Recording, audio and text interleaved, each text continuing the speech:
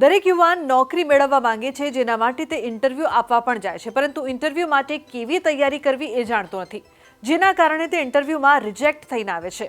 જો તમે પણ રોજગાર મેળામાં વારંવાર ભાગ લઈ રહ્યા છો, પરંતુ તેમ છતાં તમે ઇન્ટરવ્યૂમાં પસંદગી પામતા નથી, તો આજે જાણો કેટલીક ખાસ વાતો જેનાથી તમે થઈ શકશો સફળ।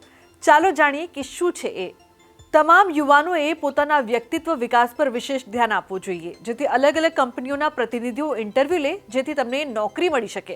આ સાથે યુવાઓએ તેમની બોડી લેંગ્વેજથી લઈને તેમના ડ્રેસિંગ સેન્સ અને તેમના શૈક્ષણિક દસ્તાવેજો તમામ બાબતોને ધ્યાનમાં રાખીને ઇન્ટરવ્યૂ આપવું જોઈએ। પ્રાદેશિક રોજગાર વિનિમય કચેરીઓ દ્વારા સમયાંતરે રોજગાર મેળાઓનું આયોજન કરવામાં આવે છે।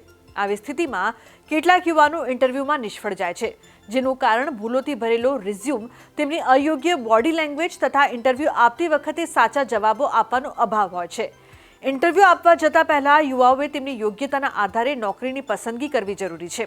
તેની પાસે તેની નોકરી વિશે સંપૂર્ણ માહિતી હોવી જોઈએ।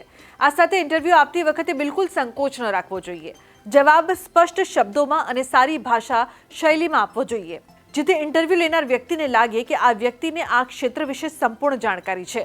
ઘણીવાર યુવાનો ઇન્ટરવ્યૂ આપવા જતી વખતે કોઈ પણ પ્રકારના કપડાં પહેરીને આવે છે, પરંતુ ઇન્ટરવ્યૂ દરમિયાન કેઝ્યુઅલ ડ્રેસ જ પહેરવો જોઈએ, જે ફેશનેબલ ન હોવો જોઈએ। આ સાથે તમે જે નોકરી માટે અરજી કરવા માંગો છો, તમારી પાસે જે તે નોકરી વિશે સંપૂર્ણ માહિતી હોવી જોઈએ। આ ઉપરાંત તમારા રેઝ્યુમેમાં કોઈ પણ પ્રકારની ભૂલ ન હોવી જોઈએ। એમાં તમારો અભ્યાસ, તમારી લાયકાત તથા અનુભવ વગેરેની બરાબર નોંધ કરવી જોઈએ, જેથી ઇન્ટરવ્યૂ લેનાર વ્યક્તિ સરળતાથી સમજી શકે અને તમારો ઇન્ટરવ્યૂ યોગ્ય રીતે લઈ શકાય, જેથી તમને સંબંધિત નોકરી માટે પસંદ કરી શકાય। આ ઉપરાંત સમયાંતરે રેઝ્યુમ અપડેટ પણ કરતા રહેવું જોઈએ। જોબ ફેરમાં ઇન્ટરવ્યૂ આપતી વખતે આ બધી બાબતોને ધ્યાનમાં રાખીને તેની તૈયારી કરવી જોઈએ।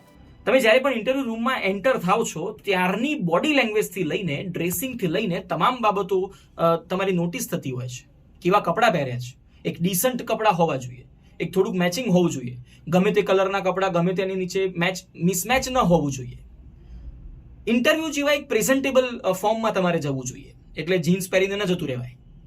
તમારી હેરસ્ટાઇલ એક વ્યવસ્થિત ઓળાયેલા વાળ સાથે, એક ઇસ્ત્રી કરાયેલા કપડા સાથે, તમે જે ડ્રેસિંગ સેન્સ સાથે જે અંદર જાઓ છો, એક તમારું માર્કિંગ થતું હોય છે।